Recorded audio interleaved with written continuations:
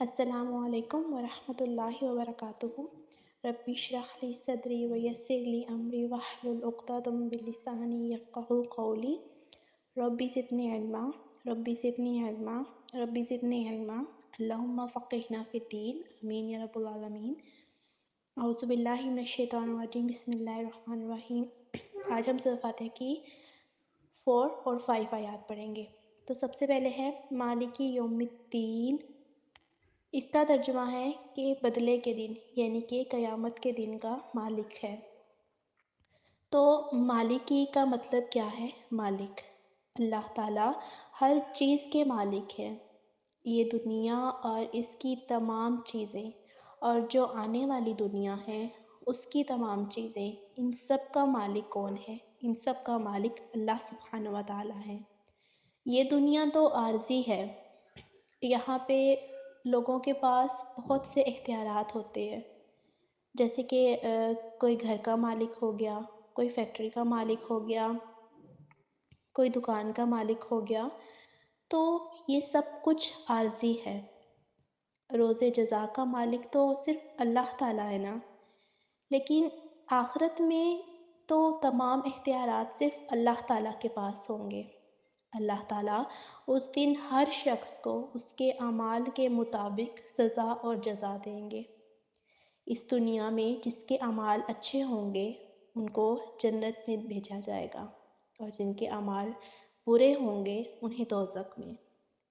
تو اگر اس دنیا میں آپ کے ساتھ کچھ ہوا ہے یا کسی بھی حالات میں آپ کے ساتھ کسی نے بہت برا کیا ہے، تو آپ اس چیز کا بدلہ اللہ تعالیٰ پہ چھوڑ دیں، کیونکہ اللہ تعالیٰ سب کچھ دیکھ رہے ہیں، اور اللہ تعالیٰ ہی بہتر انصاف کرنے والے ہیں، اور آپ کو اس کا بدلہ اللہ تعالیٰ ہی دیں گے، ٹھیک ہے؟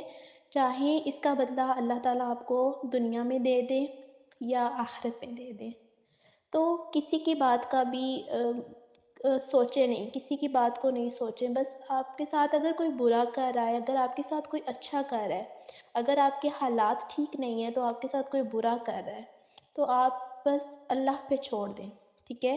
کیونکہ اللہ تعالیٰ تو سب کچھ دیکھ رہے ہیں، اللہ تعالیٰ ہی آپ کے ساتھ انصاف کریں گے، ٹھیک ہے؟ تو آپ صرف اللہ تعالیٰ کا ساتھ چاہو۔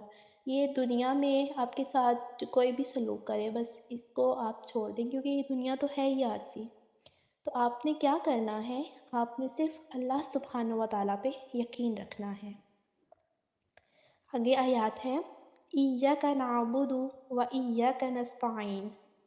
ترجمہ ہے کہ ہم صرف تیری ہی عبادت کرتے ہیں اور تجھ سے ہی مدد چاہتے ہیں۔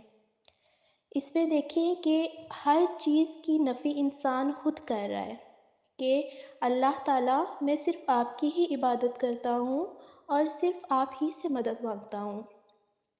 جب ہمیں کسی چیز سے یا کسی انسان سے مدد چاہیے ہوتی ہے تو ہمیں سب سے پہلے اس انسان کے پاس ہم نہیں جائیں گے، بلکہ ہم اس کے پاس جائیں گے جس نے اس کے دل میں آپ کے لیے رحم ڈالا ہے۔ اگر اللہ تعالیٰ رحم نہ ڈالے تو آپ کے حالات نہیں سمجھ سکتے۔ جب بھی آپ کو ضرورت ہو تو سب سے پہلے آپ نے کس کے پاس جانا ہے؟ اللہ سبحانہ و تعالیٰ کے پاس جانا ہے، جس نے اس انسان کو اس قابل بنایا ہے، ٹھیک ہے؟ جیسے اب دنیا میں کوئی بھی کسی بھی چیز کی ہمیں ضرورت ہوتی ہے نا، یا کچھ بھی ہوتا ہے تو ہم فوراً سے اس انسان کے پاس جاتے ہیں کہ جس کے پاس سب کچھ اختیارات ہوتے ہیں، ہم اس کی جا کے منتیں کرتے ہیں۔ تو ہم اس کے پاس کیوں نہیں جاتے جس کے پاس سب اختیارات ہیں؟ ہمیں تو اللہ تعالیٰ کے پاس جانا چاہیے نا، کیونکہ اس انسان کے دل میں رحم بھی تو اللہ تعالیٰ نے ڈالنا ہے۔ تو ہمیں اللہ تعالیٰ سے مدد مانگنی چاہیے نا کہ اللہ تعالیٰ ہم اس مشکل میں ہیں تو ہماری مدد فرمائیں، یا ہم جس انسان کے پاس جا رہے ہیں اس کا دل ہمارے لیے نرم کرے، ٹھیک ہے؟ تو ہم اس دنیا کو آگے کیوں رکھتے ہیں؟ ہم اللہ تعالیٰ کو آگے کیوں نہیں رکھتے؟ تو ہمیں کیا کرنا چاہیے؟ جب بھی کوئی مشکل وقت ہونا تو ہمیں کیا کرنا چاہیے؟